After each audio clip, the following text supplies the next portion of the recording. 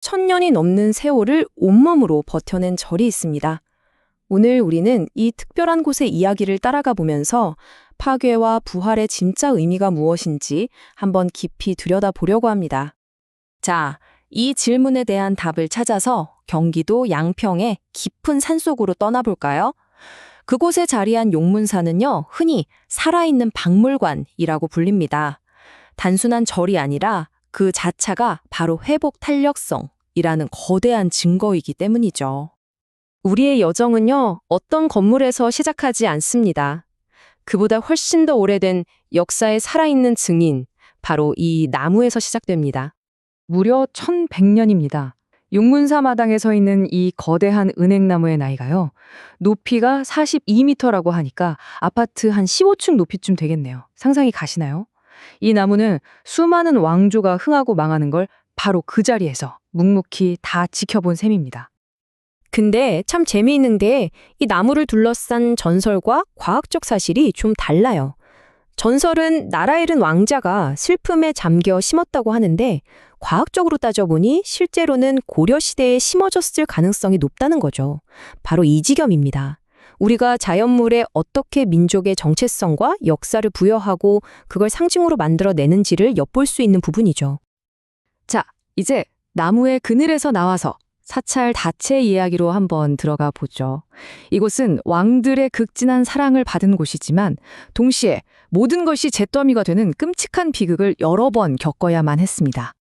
용문사는 그냥 평범한 절이 아니었어요.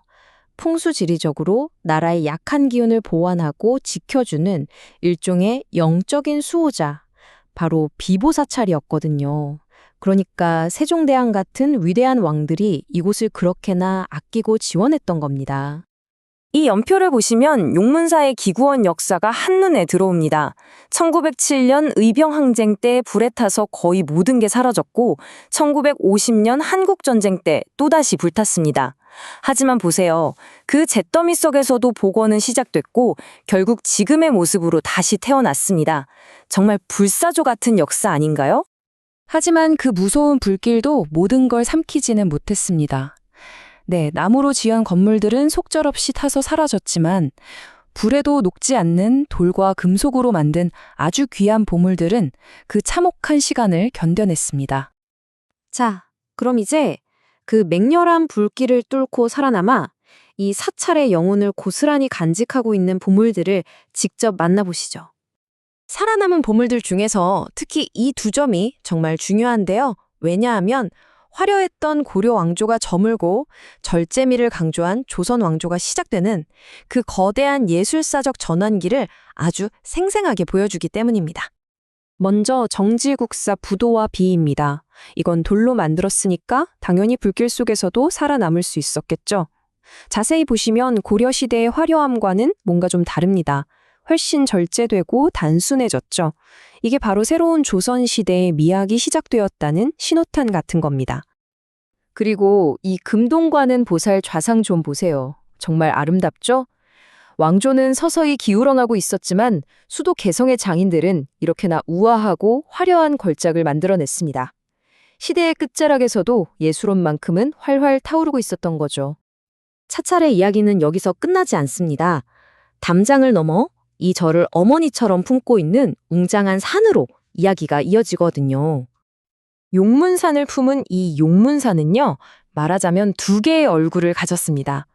6시간 반 정도면 충분한 가벼운 코스로 고즈넉한 아름다움을 즐길 수도 있고요.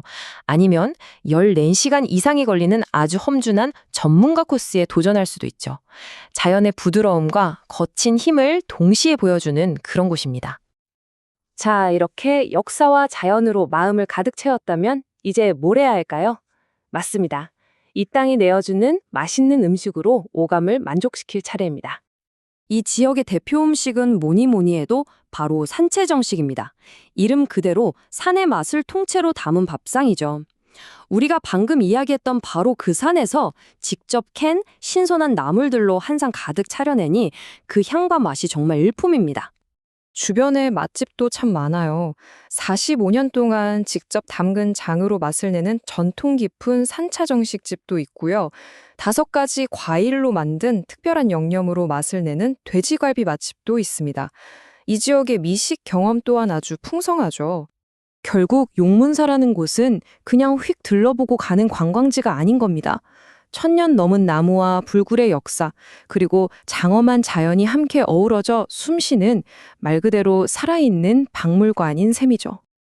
그래서 우리는 마지막으로 이런 질문을 던져보게 됩니다. 모든 것이 잿더미가 되어도 몇 번이고 다시 일어설 수 있다면 과연 무엇이 영원한 걸까요? 어쩌면 한 장소의 진짜 영혼은 눈에 보이는 건물이 아니라 그 모든 시련을 이겨낸 보이지 않는 정신과 이야기에 담겨 있는 것이 아닐까요?